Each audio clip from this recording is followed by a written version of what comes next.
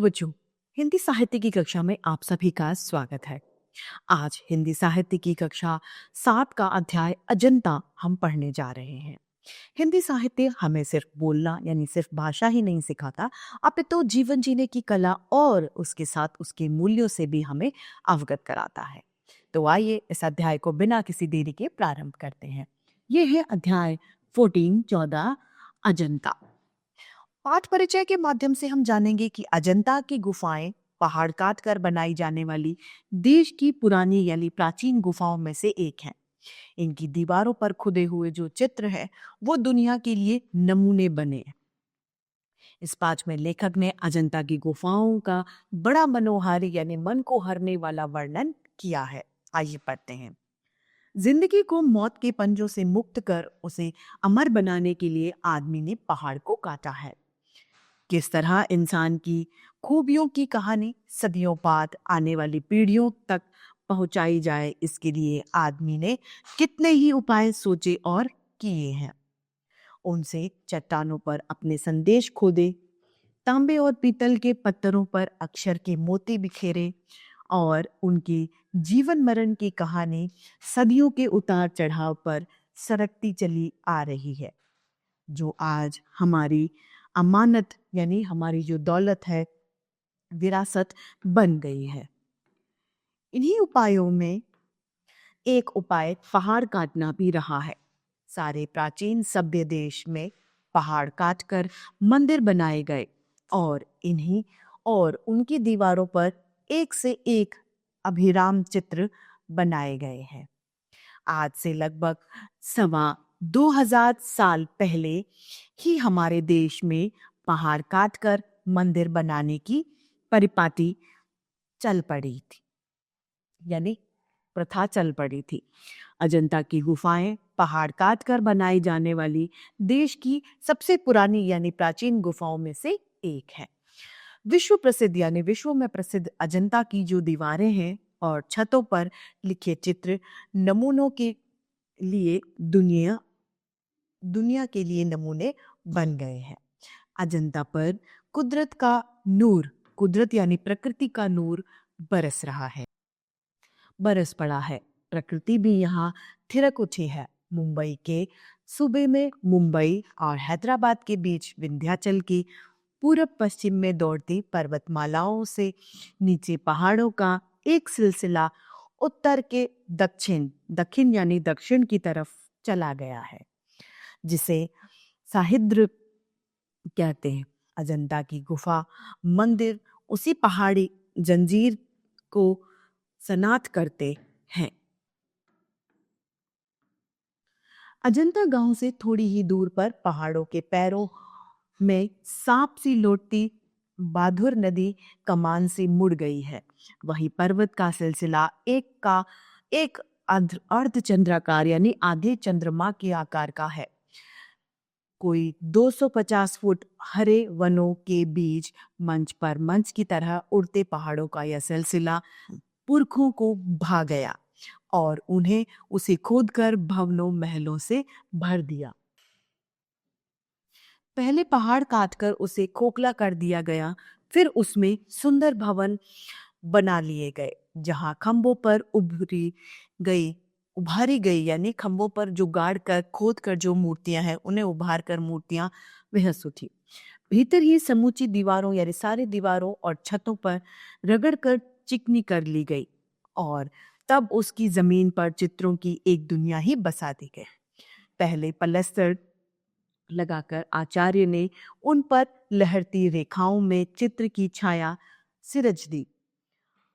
फिर उनके चेले कलावंतों ने यानी कलावान जो थे वो उन्होंने उनमें रंग भरकर उनमें जान फूंक दी, प्राण फूंक दिए। फिर दीवार तो उमंगी हो उठी, पहाड़ पुलकित हो उठे। कितना जीवन बरस पड़ा है इन दीवारों पर, जैसे अजायब घर का भंडार खुला। कहानी से कहानी टकराती चली गई। बंदरों की कहानी, हाथियों की कहानी, हिरणों की कहानी, कहानी क्रूरता और भय की, दया और त्याग की। जहां बेरहमी है वहीं दया का भी समुद्र उमड़ पड़ा है। जहां पाप है वहीं क्षमा का स्रोत फूट पड़ा है। राजा और कंगले,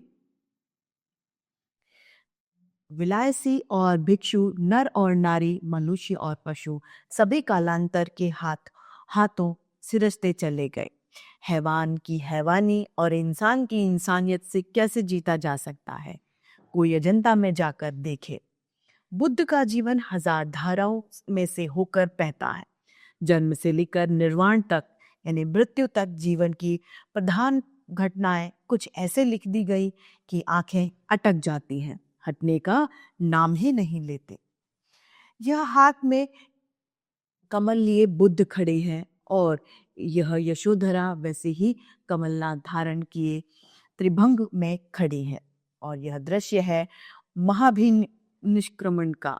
यशोधरा और राहुल निद्रा में, यशोधरा बुद्ध की पत्नी और राहुल उनके बेटे हैं, निद्रा यानी नींद में खोई हैं। गौतम दृढ़ निश्चय कर धधकते हृदय को संभालते हुए, यह नंद है। इनकी पत्नी सुंदरी का भेजा द्वार पर आए बिना भिक्षा को लौटे। भाई बुद्ध को लौटने जो आया था उसे भिक्षु यानी भिखारी बन जाना पड़ा था। बार बार वह भागने को होता, बार बार पकड़कर संग में लौटा लिया जाता। उधर फिर वह यशोधरा है बालक राहुल के साथ। उधर बंदरों का चित्र है, कितना सजीव, यानी उनको देखकर ऐसा लगता है कि ये सच के ही बंदर है, कितना गतिमान। उधर सरोवर में जल विहार करता वह गजराज कमल दंड तोड़कर हाथिनों को दे रहा है। वहां महलों में प्यालों में यानी किसी पात्र के दौर चल रहे हैं। उधर वह रानी अपनी जीवन यात्रा समाप्त कर चुकी है, उसका दम टूटा जा रहा है। खाने खिलाने उन सबको आदमी अजंता की इन दीवारों पर देख सकता है। बुद्ध के इस जन्म की घटनाएं तो इस चित्रित कथाओं में से है। उन्हीं पिछले जन्मों की कक्षाओं का भी इसमें चित्रण हुआ है। पिछले जन्म की ये की कथाएं जातक कहानी हैं। उनकी संख्या 555 यानी 555 है और इनका संग्रह जातक नाम से प्रसिद्ध है। इनका बौद्धों में बड़ा नाम है। इन्हीं जातक कथाओं में से अनेक अजंता के चित्रों में विस्तार के साथ लिख दी गई है। पिछले जन्म में बुद्ध ने गज, कपि, मृग आदि के रूप में विविध योनियों में जन्म लिया था और संसार के कल्याण के लिए दया और त्याग का आदर्श स्थापित करते हुए अपना बलिदान दिया। उन स्थितियों में किस प्रकार पशुओं तक ने मनोवोचित व्यवहार किया था, किस प्रकार औचित्य का पालन किया था, यह सब उन चित्र में असाधारण खूबी से दर्शाया गया है। और इन्हीं को दर्शाते समय चितेरों ने अपनी जानकारी की गांठ खोल दी। चितेरे अर्थात चित्रकारों ने, जिनमें नगरों में, गांवों में, महलों और झोपड़ियों, समुद्रों और पनघट यानी जहां पर पानी का साधन मौजूद होता है, लेके आते हैं। सारा पनघटों का संसार अजंता के उस पहाड़ी जंगल में उतर पड़ा है। वह चित्रकारी इतनी खूबी से संपन्न हुई है कि देखते ही बनती है। जुलूस के जुलूस, हाथी, घोड़े, दूसरे जानवर जैसे सहसा जीवित होकर अपने अपने समझाए हुए काम जादू के इशारे पर संभलने लग जाते हैं। इन गुफाओं का निर्माण ईसा से करीब 200 साल पहले ही शुरू हो गया था और वे 7वीं सदी तक बनकर तैयार हो चुकी थी। एक दो गुफाओं में करीब 2000 साल पुराने चित्र भी सुरक्षित हैं, पर अधिकतर चित्र भारतीय इतिहास के सुनहरे युग, गुप्त काल, 5वीं सदी और चालुक्य काल के बने हैं। अजंता संसार की चित्रकलाओं में अपना अद्वितीय यानी अनोखी जगह ये रखती है। इतने प्राचीन यानी इतने पुराने, इसमें सजीव, इतने गतिमान और बहुसंख्यक यानी बहुत ज्यादा संख्या की कथा प्राण चित्र कहीं नहीं बने। अजंता के चित्रों ने देश विदेश सर्वत्र ही चित्रकारों को प्रभावित किया। उसका प्रभाव पूर्व के देशों की कला पर ही पड़ा। मध्य पश्चिमी एशिया भी उसके कल्याणकर प्रभाव से वंचित नहीं रह पाए। तो इन्हीं पंक्तियों के साथ में हमारी आज की हिंदी साहित्य की कक्षा यही समाप्त होती है। फिर से हिंदी साहित्य की कक्षा में ऐसे रोचक अध्याय लेके आपके समक्ष प्रस्तुत होते रहेंगे। आज के लिए इतना ही। धन्यवाद।